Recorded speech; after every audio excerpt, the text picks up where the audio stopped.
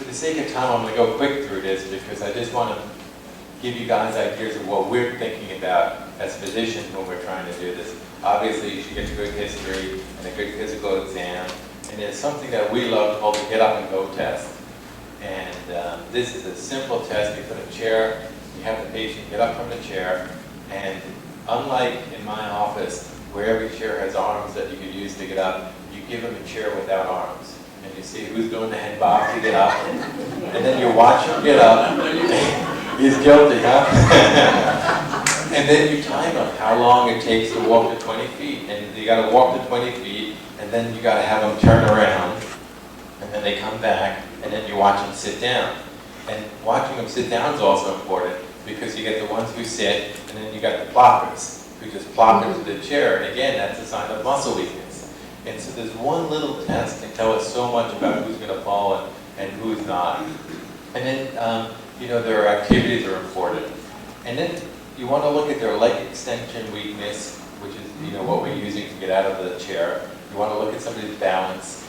Obviously, as a geriatrician, we're always concentrating on medications. And then you want to be checking for orthostatic hypotension. So any of my patients who fall, we always do a blood pressure lying down.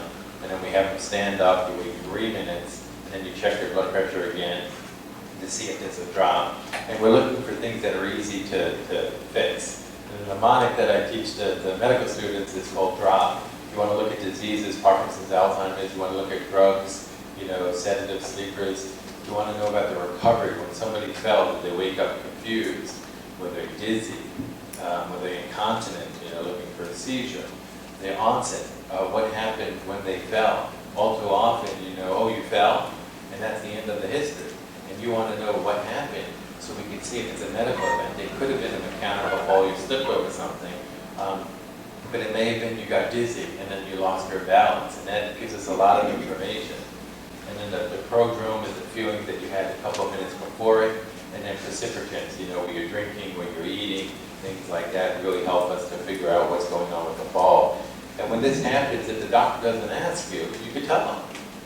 I was getting up from a chair, and I just ate dinner, and I got dizzy, and then I fell. And it'll give them some useful information. What we look for is, we look for the postural vital signs, that's the lying and the standing. We look for blockages in the carotid artery, not giving the brain enough perfusion. We listen for murmurs of aortic stenosis and some other conditions. We want to make sure that they're not anemic, so checking the stool for blood. And then obviously we do a neurological exam.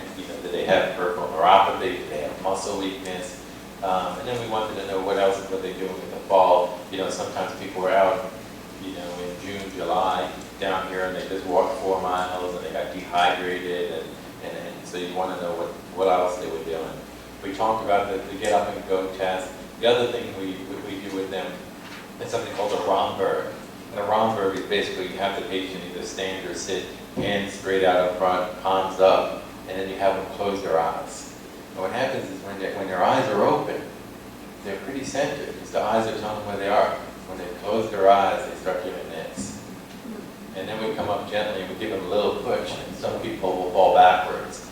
And it lets you know how much their balance is impaired, but it also lets you know that vision is so important to that person.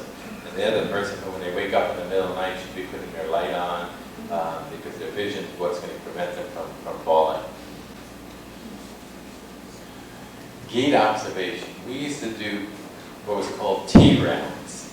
And we used to go on Sunday morning, and we'd ride the subway. And you would watch everybody get on the subway and get off the subway. And you would take all the geriatric fellows, and you'd have to diagnose the patients just by how they were walking. And it's a great exercise because you really learn. A lot of people can tell there's something wrong with somebody's gait, but they don't know what's wrong. And it's actually a learned skill where somebody who has something wrong in the front part of the brain has a magnetic gait where they're almost like Parkinson's, where their feet get stuck. It's like they have magnets on their feet. Somebody who's had a hemorrhagic stroke, will have a weakness. A cerebellar gait is somebody who's really wide-based and very wobbly. And so you can learn a lot from watching the gait. And a lot of neurologists, geriatricians, they'll make sure without the patient knowing it, that they see him walk into their office.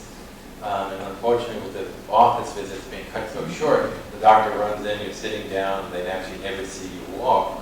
But a lot of times we try to observe you.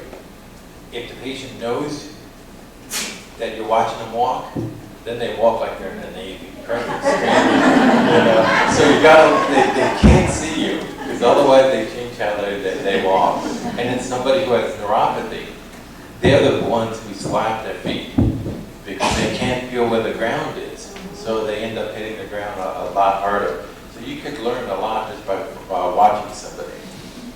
When it comes to working somebody up for falls, it's really a history and an exam illness. There's not much we have to do on lab tests. Yeah, you want to make sure they're not in renal failure, they don't have diabetes, and they're not anemic. If they're on digoxin or Depakote or Dilantin, you want to make sure they're not toxic on the levels. If they passed out, then you want to get an EKG. But basically, the workup comes from the history. And it's not a test that really needs a lot of blood tests to diagnose it. The muscle weakness is probably the key. And again, looking at this impaired chair stand, if you don't want to do what's called the get up and go, where they walk to 20 feet, just have your patient stand up and sit down, and that will tell you a lot. And then if they're weak, you basically send them to physical therapy or a trainer, and you try to strengthen their muscles. And all too often, especially men, they like to have really strong arms, but the arms aren't what's going to prevent you from falling. It's going to be your legs. And a lot of people go to the gym and they work out their upper body. You'll see them doing sit-ups, but you won't see them doing anything on their legs. And the legs are real important because that's what's going to get you in and out of that chair. So somebody who has weakness, you could work on it.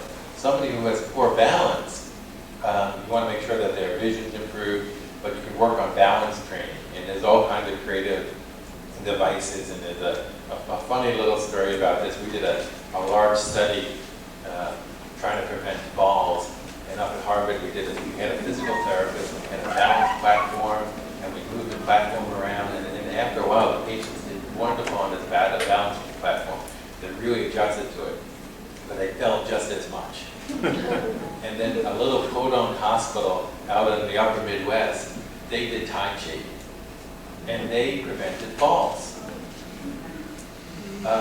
They spent $1,000, and we spent $150,000. And they had the only positive results in this study. It was done at Harvard and Yale and all these big studies, and everyone got to pick what they wanted to do.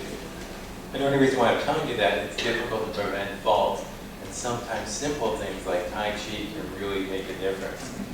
When I try to get people to do Tai Chi, I think sometimes they think I'm trying to get them to convert to a different religion. And all it is working on balance. So, the medication toxicity, if somebody's on a toxic drug, if they're drinking too much, basically you try to change the medication. If they're on a seizure medicine, some of the newer seizure medicines seem to be a little bit better than the older seizure medicines. And in general, if somebody's on more than 4 meds per se, you try to cut them down if you can, but it becomes difficult in older people because you may be on 4 blood pressure pills because the blood pressure gets so high as you get older.